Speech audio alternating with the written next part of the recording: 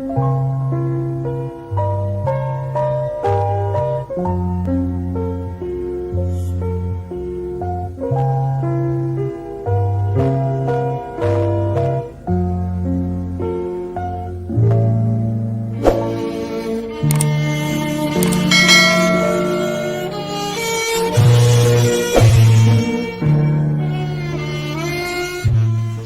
datang kembali di channel Fakta Dunia Story. Dukung terus channel ini agar terus semakin berkembang.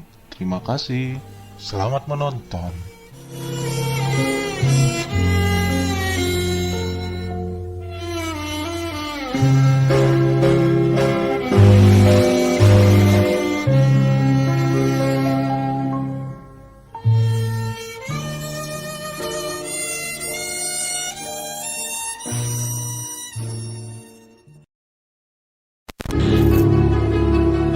For real military and are trapped shots with a rifle. If they ever get into real frontline action, they'll give a good account of themselves. Shots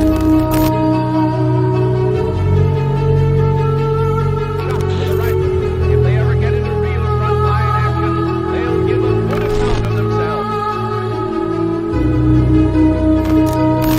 If they ever get into real frontline action,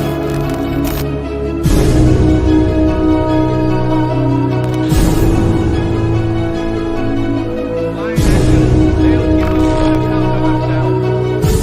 good account of themselves.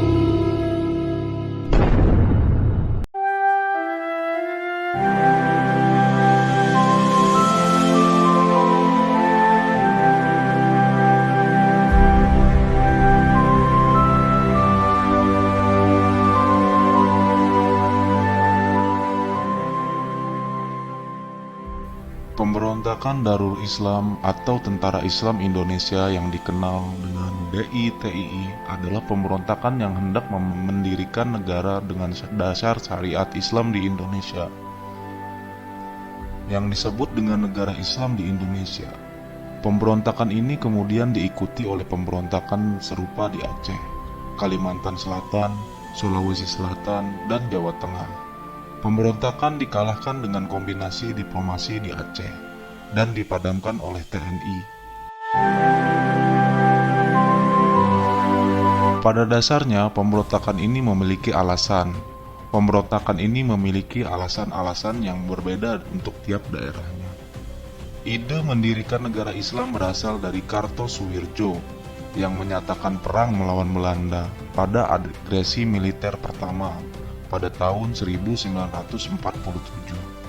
Dia mendirikan basis-basis pertahanan di Jawa Barat yang mayoritasnya beragama Islam. Berikut ini adalah beberapa pemberontakan Darul Islam di Indonesia.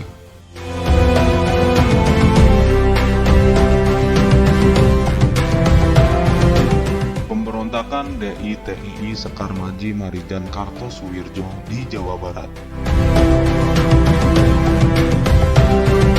Sekar Maji Marijan Kartosuwirjo lahir di Cepu, Blora, Jawa Tengah pada 7 Januari 1905. Kartosuwirjo memilih pulang ke kampung mertuanya di Malangbong. Salah satu kecamatan di Garut itu pun jadi basis penting Kartosuwirjo pada tahun 1940. Ia mendirikan Institut Sufa di Malangbong.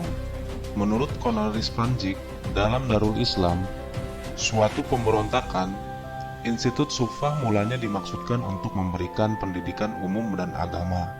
Akhirnya ia berubah menjadi suatu lembaga yang memberikan latihan kemiliteran selama pendudukan Jepang. Pemerintah pendudukan Jepang juga memberi latihan kemiliteran secara resmi bagi pemuda Islam. Dari situ kemudian terbentuklah milisi bernama Hizbullah. Menurut Panjik, Komandan Sabilillah Tasikmalaya yang bernama Oni bertemu Kartosuwirjo Mereka berdua sepakat agar anggota Sabilillah dan Hizbullah harus tetap di Jawa Barat. Mereka yang ikut pergi dari Jawa Barat harus dilucuti senjatanya.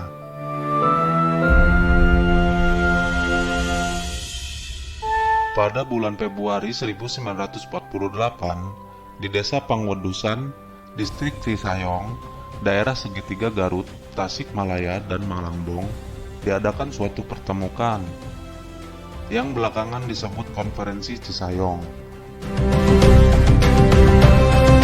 Hanya Hizbullah dan Sabilillah yang hadir, tapi juga Gerakan Pemuda Islam Indonesia (GPII).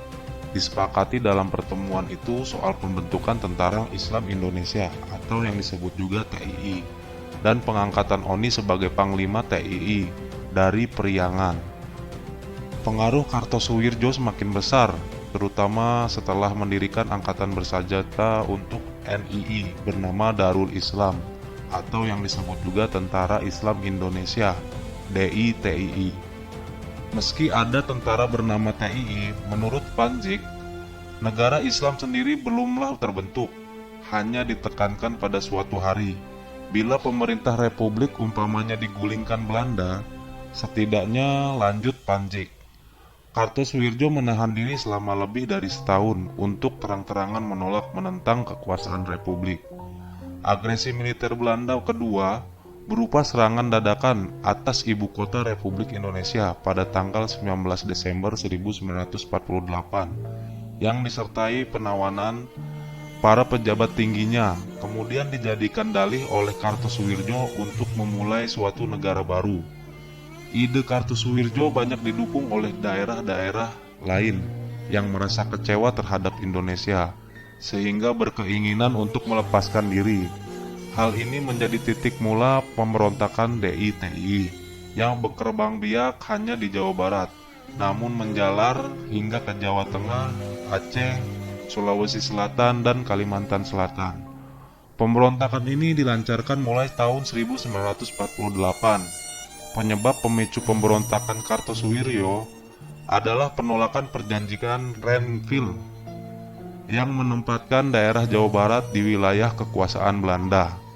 Penolakannya terhadap perjanjian Renville diwujudkan dengan menolak pergi dari Jawa Barat, yang saat itu dikuasai Belanda. Kartosuwirjo mengubah gerakannya menjadi pembentukan negara bernafaskan Islam. Pembentukan negara Islam Indonesia atau yang disebut juga NII menjadi bentuk protes terhadap Belanda, sekaligus Indonesia yang dinilai terlalu lunak.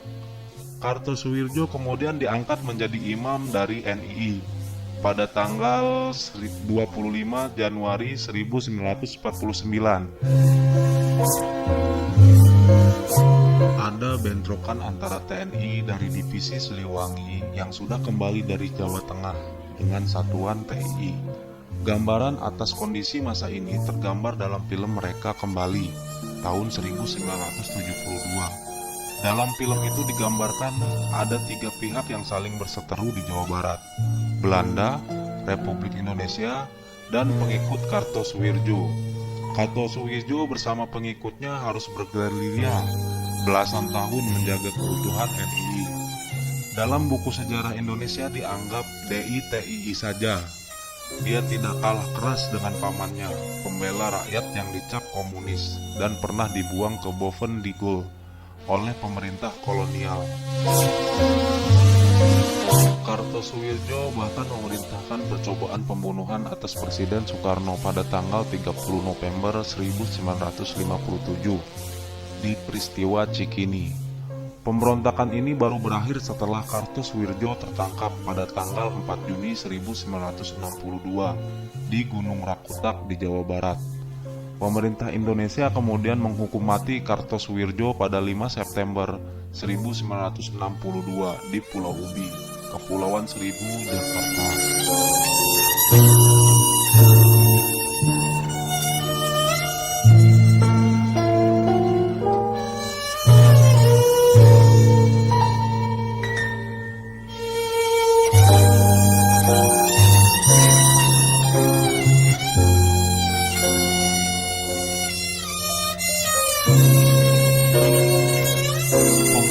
Pemberontakan DI-TII Amir Patah di Jawa Tengah.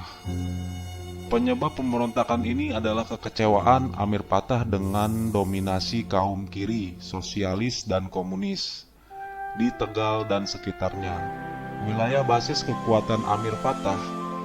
Amir Patah merupakan tokoh yang membuat lahirnya DI-TII Jawa Tengah.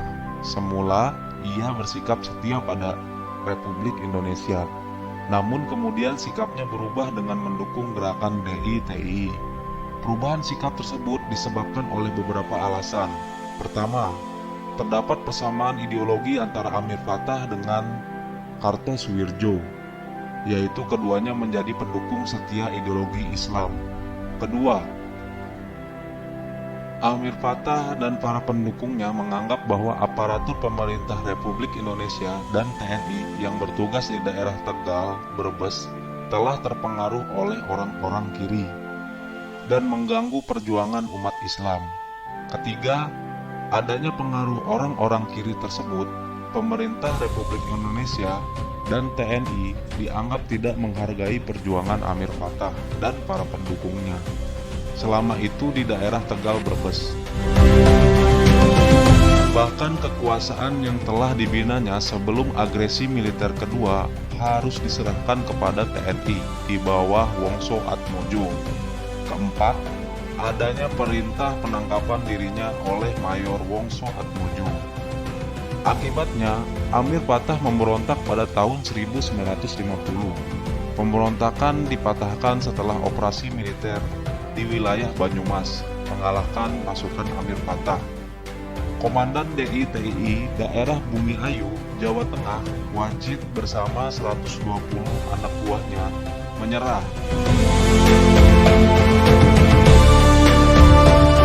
Sedangkan Amir Patah, pimpinan DI-TII Jawa Tengah, menyerah setelah melakukan pertemuan dengan perwakilan kabinet Nasir. Hingga kini Amir Patah dinilai sebagai pembelot baik oleh negara Republik Indonesia maupun umat Muslim Indonesia.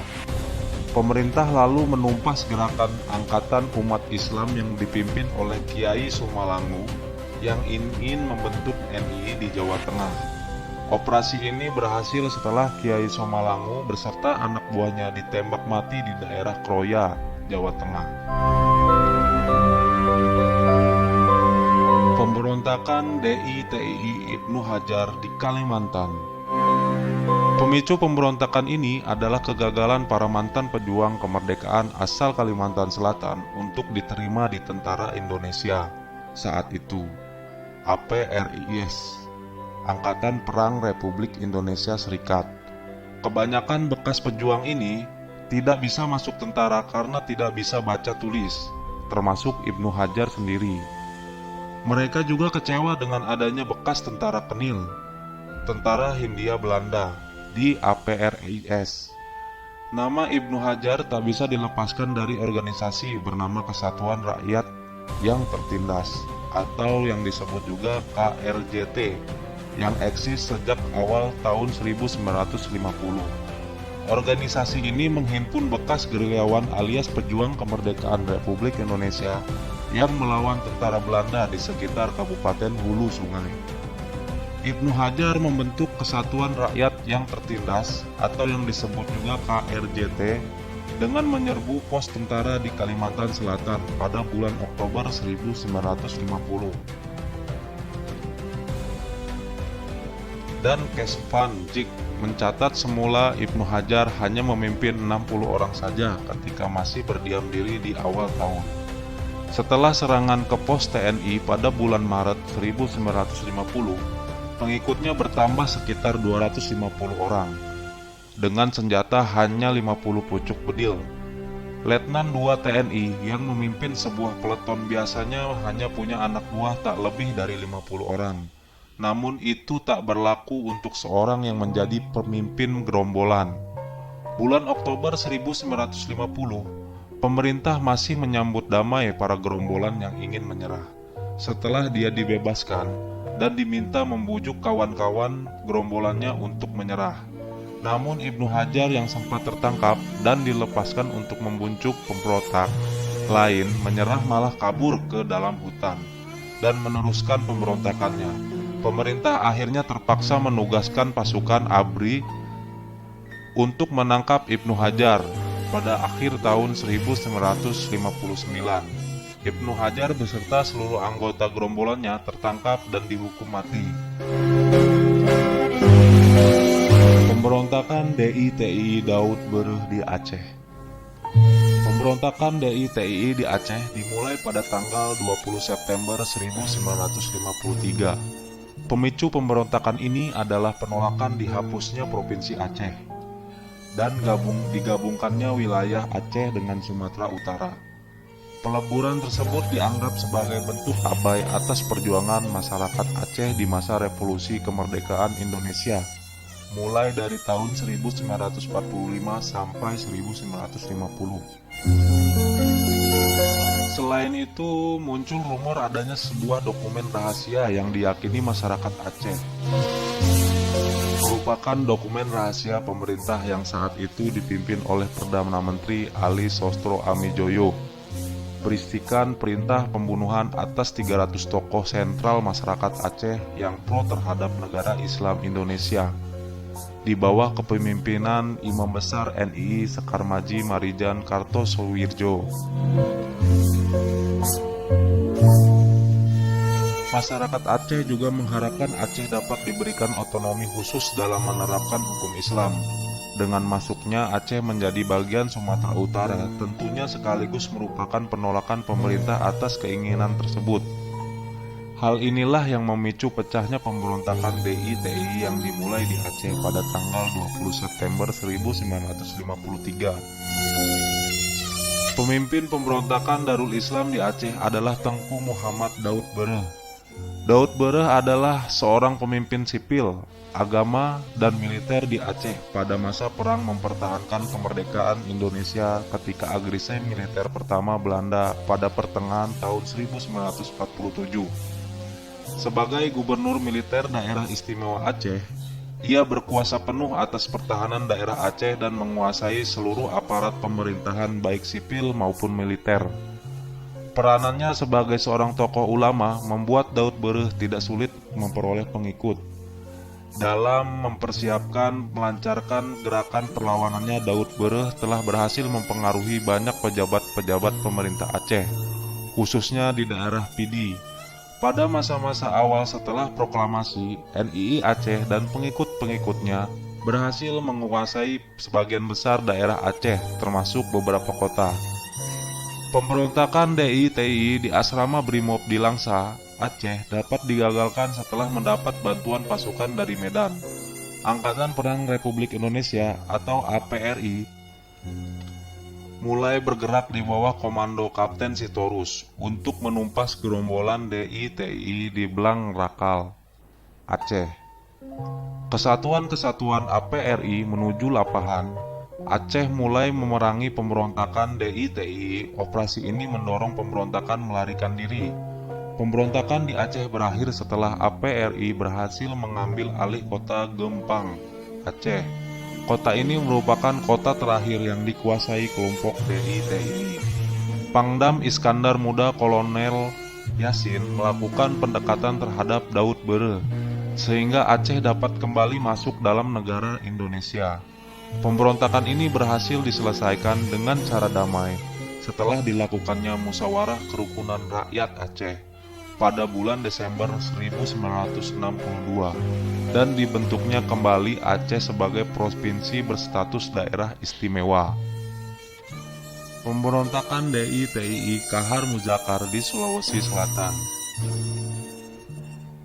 Penyebab pemberontakan ini adalah tuntutan agar para milisi Kesatuan Gerilya Sulawesi Selatan atau disebut juga KGSS yang dipimpin oleh Kahar Muzakkar bisa diterima sebagai tentara.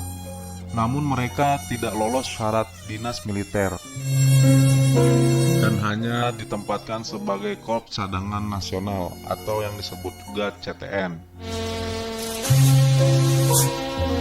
Pada saat dilantik sebagai pejabat wakil panglima tentara dan teritorium ke-7, Kahar Muzakkar beserta para pengikutnya melarikan diri ke hutan dengan membawa persenjataan lengkap dan mengadakan pengacauan.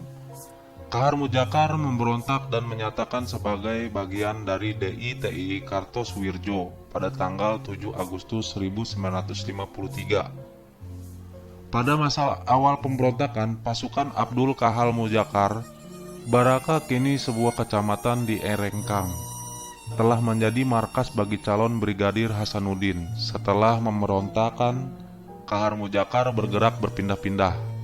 Pemberontakan ini berakhir setelah pada tanggal 3 Februari 1965, Kahar Mujakar tertembak mati oleh pasukan ABRI dalam sebuah baku tembak. Dalam penjelasan tersebut, dalam setiap daerah yang menjadi tempat pemberontakan Darul Islam memiliki alasan yang berbeda-beda. Alasan-alasan tersebut antara lain berusaha membentuk negara Islam di Indonesia dengan bersumberkan Al-Quran dan hadis. Penyebab lain adalah pemerintah sangat dekat dengan PKI yang kala itu dikatakan sebagai haluan kiri yang bertentangan dengan syariat Islam. Ada pula alasan karena Aceh meminta menjadi daerah istimewa yang ingin menerapkan hukum Islam di sana, dan alasan-alasan lainnya yang menimbulkan pemberontakan. Dalam catatan lain, pemberontakan ini sangat meresahkan karena gerombolan pemberontakan di beberapa daerah dikatakan sangat beringas dan tidak segan-segan membunuh. Bahkan ada rakyat yang tidak tidur di rumahnya ketika malam. Mereka juga diminta menyiapkan makanan ketika malam tiba untuk gerombolan pemberontak. Rata-rata pemimpin pemberontakan ditembak mati karena dianggap mengganggu ketentraman negara.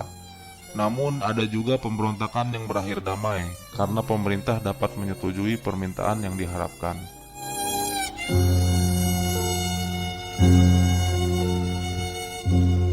Itulah sekilas tentang pemberontakan DITI di seluruh Indonesia. Semoga informasi ini bermanfaat bagi kalian semua. Jika video ini bermanfaat, maka bagikanlah ke teman-teman yang lain. Terima kasih sudah menonton.